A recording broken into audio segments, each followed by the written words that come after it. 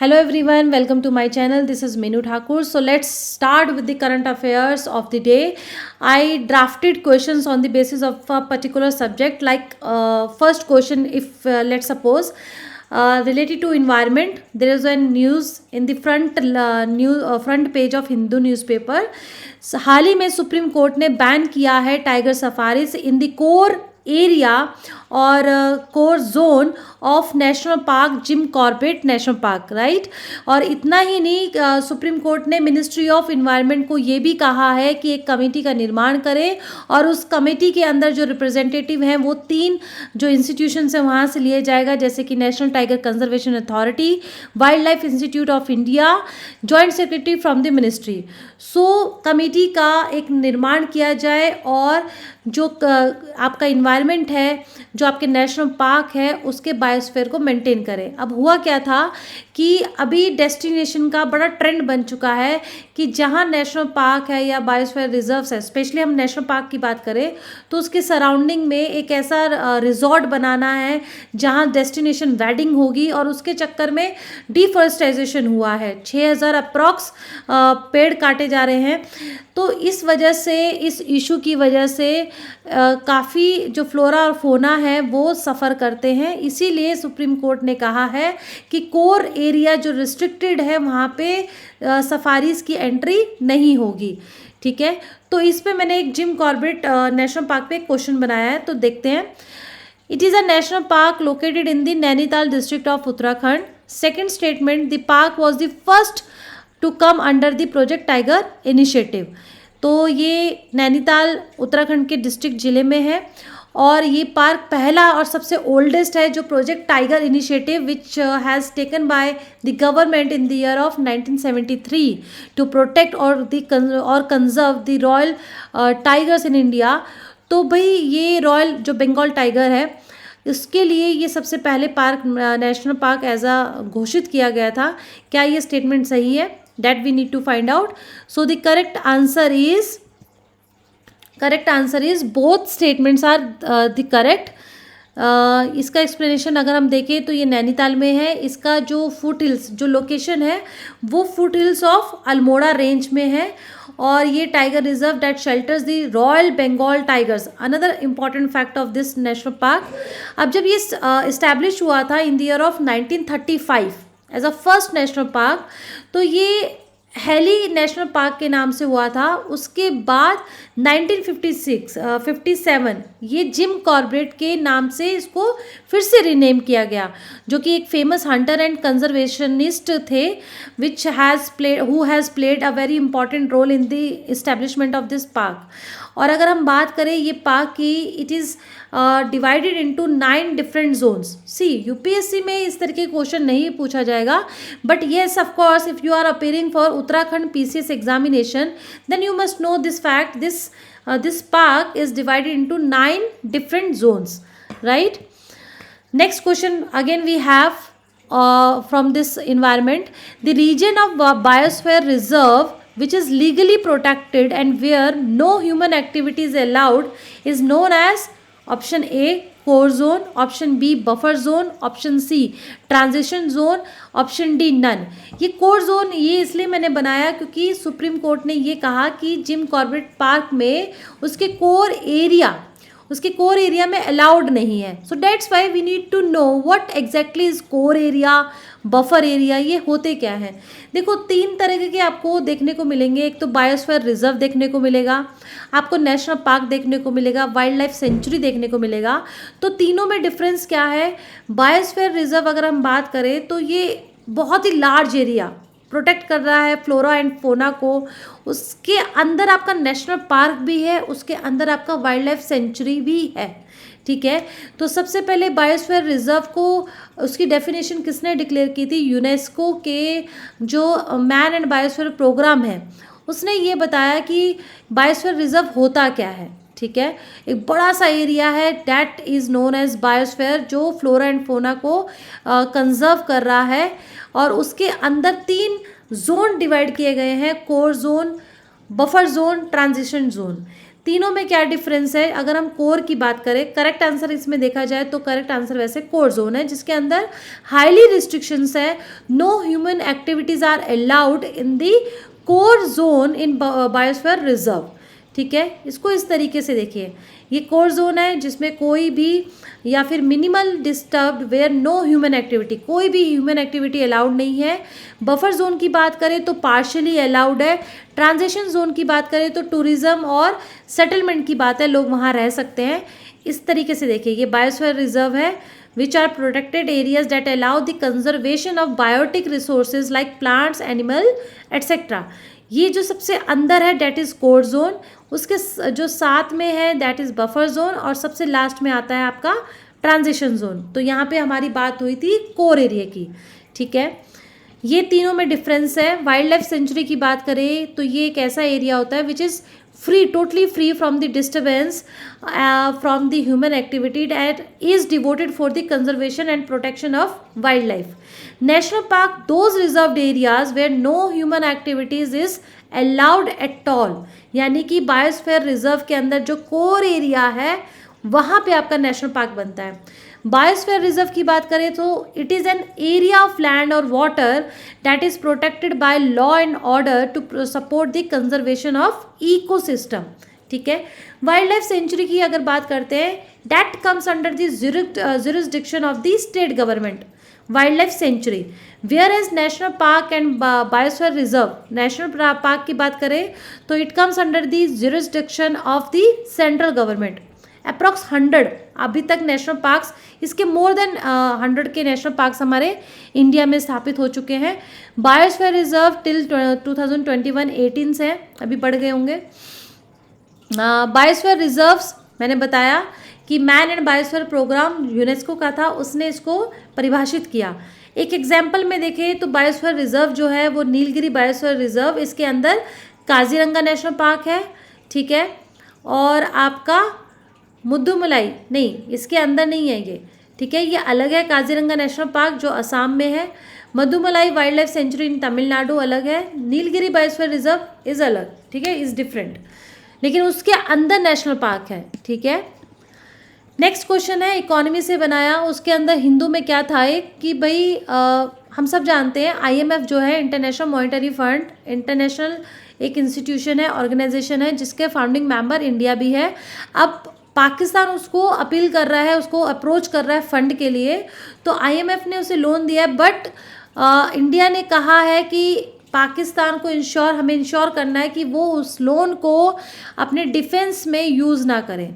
ठीक है, तो इंडिया ये चाहता है, क्योंकि इंडिया इसके फेवर में नहीं था कि IMF उसको पाकिस्तान को फंड एलोकेट करे, सो डैट वो जो टेररिज्म को बढ़ा रहा है, फंडिंग दे रहा है, वो चीज़ ना दे पाए। ठीक है, तो इसमें एक क्वेश्चन बनाया है IMF के ऊपर, which among the following helps to solve the balance of payments problem of member countries. Member countries की बैलेंस ऑफ पेमेंट की प्रॉब्लम सॉल्व कौन करता है? World Bank, IMF, Asian Development Bank या World Economic Forum? So the correct answer is IMF। देखो IMF क्या था आपका, IMF कह लो, वर्ल्ड बैंक कह लो, जब आपका सेकेंड वर्ल्ड वॉर होता है, पूरे ग्लोबल वर्ल्ड लेवल पे आपकी जो इकॉनमी होती है वो डिवास्टेटेड हो जाती है, तब ये इंस्टीट्यूशंस आते हैं 1945 में, ब्रेटन वुड्स एग्रीमेंट के तहत आते हैं, वो पार्ट है उसका। तो दोनों ने क्या डिसाइड किया कि जितने हमारे मेंबर कंट्रीज़ हैं, हम मिलकर इस मेंबर कंट्रीज़ की पूरी इकॉनमी को डेवलप करेंगे।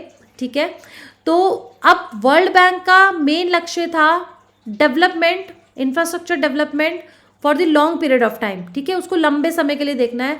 वहीं पे IMF का जो था वो इमीडिएट, यानी कि जब आपस में कंट्री एक दूसरे को सपोर्ट करेगी through the way of this trade, अगर एक दूसरे के साथ ट्रेड करेगी, जिसको कोई प्रोडक्ट उसके अंदर नहीं है, उसके देश के नहीं है, तो वो दूसरे देश से खरीद सकती है, import and export. So with this way the country can be developed more faster in the future period. तो ये दोनों का लक्ष्य था, दोनों की स्थापना हुई है।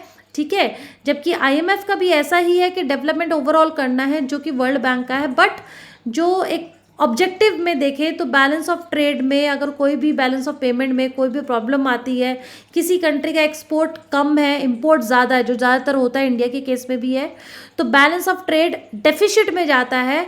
फॉर दैट एस्पेक्ट कंट्रीज को क्या चाहिए होता है, कंट्रीज को चाहिए होता है fund, loan. So first they approach this IMF to manage this trade deficit. ठीक है.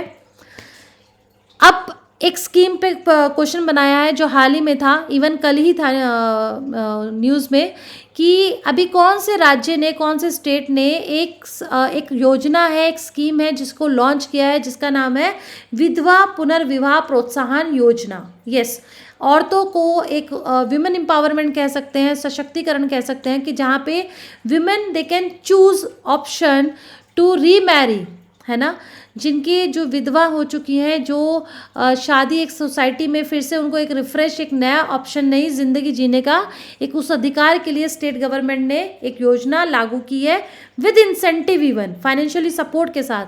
तो वो कौन सा राज्य है? Jharkhand, Bihar, Rajasthan, west Bengal. So the correct answer is Jharkhand. Jharkhand ने जो चीफ मिनिस्टर है वहाँ पे, उन्होंने ये निर्णय लिया. इवन उन्होंने लॉन्च करने के बाद वहाँ की 7 औरतों को इसका फ़ायदा भी दिया. ये एलोकेट किया गया, इसमें इंसेंटिव दिया जा रहा है 2 लाख. अगर कोई औरत जो है, कोई भी लेडी जो आपकी जो विधवा है लेकिन वो कहीं पे नौकरी नहीं करती, इनकम टैक्स पेयर नहीं है, and she wants to get married again, she can choose this option, और उसमें उनको 2 लाख रुपए भी मिलेंगे. सरकार अभी तक 7 औरतों को ये चीज़ दे चुकी है, 14 लाख रुपए प्रोवाइड कर चुकी है. So this is one of the good measurement और the initiative taken by the state government. Next question है डिफेंस में, न्यूज़ में था, consider the following statements with respect to INS Jatayu. Jatayu के ऊपर है. अभी क्या था, Indian Navy commission its new base, एक न्यू बेस बना है INS जटायु के नाम से at Minicoy island of Lakshadweep to bolster its operational capabilities. ठीक है, क्या ये स्टेटमेंट सही है? You need to find out. Next statement it is the second naval base in Lakshadweep after INS द्वीप प्राक्षक इन कावरटी. कावरटी भी कहाँ पे आपका? लक्षद्वीप में है. तो कहा जा रहा है क्या ये सेकंड आपका नेवल बेस बना है INS का, आपका इंडियन नेवी का. कौन सी स्टेटमेंट सही है? क्या दोनों सही है या गलत है? और ऑप्शन क्या पूछ रहा है, क्वेश्चन क्या पूछ रहा है? Incorrect. You have to choose the incorrect statement, right. So the answer is neither 1 nor 2 because both statements are correct. दोनों ही करेक्ट है. ठीक है, मिनिकॉय आइलैंड में जटायु ये जो है ये नया बेस बना है ऑपरेशनल कैपेबिलिटीज़ को और भी मजबूत करने के लिए, and reach in strategically important Indian Ocean region. ठीक है, while India has held a naval detachment in Minicoy the southern most atoll of the Lakshadweep archipelago since 1980. वहाँ से थोड़ा कनेक्शन छूटा हुआ था, लेकिन अब ये वहाँ पे न्यू बेस बनाया गया है. और मैं आपको बता दूं कि मालदीव्स के अभी जो करंट में हाल चल रहे हैं हमारे भारत के साथ के रिलेशंस के, वो बिल्कुल बेटर नहीं है. अभी एक आपका हाइड्रोग्राफिक सर्वे होने वाला था, रिन्यू होने वाला था, जिसमें मालदीव्स के राष्ट्रपति ने मना कर दिया. दूसरी तरफ वो अपना चाइना के साथ अपना रिलेशन और भी मजबूत कर रहा है. और ये जो मालदीव्स है इसका लक्षद्वीप से सिर्फ 700 किलोमीटर की स्थिति पे है. और ये भी बताऊं कि जो मालदीव्स है वो उस लोकेशन में है हिंद महासागर के, जहाँ इंडिया का भी 97% जो ट्रेड रूट है वो वहीं से होकर गुजरता है. ठीक है, तो बहुत इंपॉर्टेंट है ये नेवल जो बेस बनाया है INS का, बहुत फ्यूचर पर्सपेक्टिव से ये सही भी है. पहला जो बेस था इस आइलैंड पे वो था आपका द्वीप प्राक्षक इन कावरटी, जो कि 2012 में कमीशन हुआ था. ठीक है, next question related to enforcement directorate. हम देख रहे हैं बार बार न्यूज़पेपर में आ रहा है, जो दिल्ली के चीफ मिनिस्टर हैं अरविंद केजरीवाल, उनके लिए 8 बार सम्मन्स जा चुके हैं ED की तरफ से, बट केजरीवाल जी उसको अटेंड नहीं कर रहे हैं. तो मैंने सोचा इस पे एक क्वेश्चन बनाते हैं. So it is a first statement देखते हैं, करेक्ट आपको बतानी है. It is a multi disciplinary organization mandated with investigation of offense of money laundering and violations of foreign exchange laws. तो ये एक मल्टी डिसिप्लिनरी ऑर्गेनाइजेशन है जो मैंडेट करता है इन्वेस्टिगेशन किससे रिलेटेड, मनी लॉन्ड्रिंग केसेस और फॉरेन एक्सचेंज लॉज. अगर उसका कोई उल्लंघन करता है, वॉलेशन करता है, तो वो उस केसेस की इन्वेस्टिगेशन कर सकता है, उसकी ये अथॉरिटी है उसके पास. It works under ministry of home affairs, वो होम अफेयर्स के अंदर काम करता है. तो करेक्ट स्टेटमेंट कौन कौन सी है? 1, 2 both correct, both incorrect. So the correct answer is only 1. क्योंकि दूसरी स्टेटमेंट इसलिए गलत है, it works under the ministry of finance, not this ministry of home affairs. ठीक है. नेक्स्ट क्वेश्चन है आर्ट एंड कल्चर, संगीत नाटक अकेडमी के ऊपर है, हिंदू में था, चर्चा में था. तो देखते हैं क्या है इसका क्वेश्चन, क्या स्टेटमेंट सही है या गलत है. It is the apex body in the field of performing arts in the country. The chairman of the academy is appointed by the President of India for a term of 4 years. 4 साल के लिए नियुक्त किया जाता है president के द्वारा. It is an autonomous body of the Ministry of Culture, Government of India. ये autonomous body है which works under the Ministry of Culture. ठीक है. तो करेक्ट कौन सी है, 1 and 2, थर्ड 1 and 3, ओनली 1 2 3, तीनों ही सही है. तो करेक्ट आंसर क्या है, फर्स्ट एंड थर्ड. क्योंकि सेकंड स्टेटमेंट इसलिए गलत है क्योंकि वो 4 साल के लिए अपॉइंट नहीं होता है, वो 5 साल के लिए अपॉइंट होता है. ठीक है. Who won the first prize in the national youth parliament festival, हाल ही में हुआ है 2024. किसने कौन फर्स्ट प्राइज किसने जीता है, Yatin Bhaskar Duggal, Vaishnav Pichchai, Kanishka Sharma, none of this. Fact था, 1 लाइनर है. Correct answer is Yatin Bhaskar Duggal. ठीक है. इन्हें फर्स्ट अवार्ड मिला है, सेकंड मिला है वैष्णव को, और थर्ड मिला है जो तमिलनाडु की हैं, थर्ड मिला है कनिष्का शर्मा जो कि राजस्थान की हैं. ठीक है. पहले जो है पूछ सकता है ये कहाँ के रहने वाले हैं, फर्स्ट जो प्राइज विनर है आपके हरियाणा के हैं. ठीक है. तो ये एक्चुअली ये जो स्लाइड थी ये मिनी कॉय वाला, ये उस तरफ जाना चाहिए था कि मालदीव्स और लक्षद्वीप. देखो ये भारत है आपका, केरला कोची, ये आपका लक्षद्वीप है, मिनी कॉय यहाँ पे है, कावरट्टी यहाँ पे है, और आपका मालदीव्स. सोचिए देखिए ये इतनी ही दूरी पे है. ठीक है. Which country has recently devalued its currency. Devalued क्या होता है, जानबूझ के अपनी करेंसी का रेट जो है, एक्सचेंज रेट है, उसको गिरा देना. टू इनकरेज और टू बूस्ट एक्सपोर्ट. आपकी करेंसी अगर सस्ती हो जाएगी तो people would attract more to buy products from your country. So that क्यों करना पड़ेगा, क्योंकि उन्हें कम देना पड़ेगा. सोचिए अगर आपका 100 रुपये $1 के बराबर है, अगर आप इसे डीवैल्यूएट कर दें, 200 रुपये कर दे इक्वल्स टू $1, तो जो फॉरेनर है, जो डॉलर वाला पर्सन है, उसके लिए तो आसान हो गया, उसका $1 बराबर है 200 रुपये के. ठीक है. तो वो आपके कंट्री से सामान ज़्यादा खरीदेगा. So in the case of this devaluation your export will be up. ये क्यों किया जाता है, when you face the challenges और द फाइनेंशियल क्राइसिस. तो हाल ही में किस कंट्री ने डीवैल्यूएट किया है, अप्रॉक्स 35% डीवैल्यूएट किया है, and that is Egypt, Japan, Yemen and none of this. तो करेक्ट आंसर है इजिप्ट. ठीक है. इजिप्ट ने डिवैल्यूएट किया है. So with this I am concluding this session here only. Please like and subscribe my channel and also please share with other students so that people would interact more and more in the current affairs session. Thank you.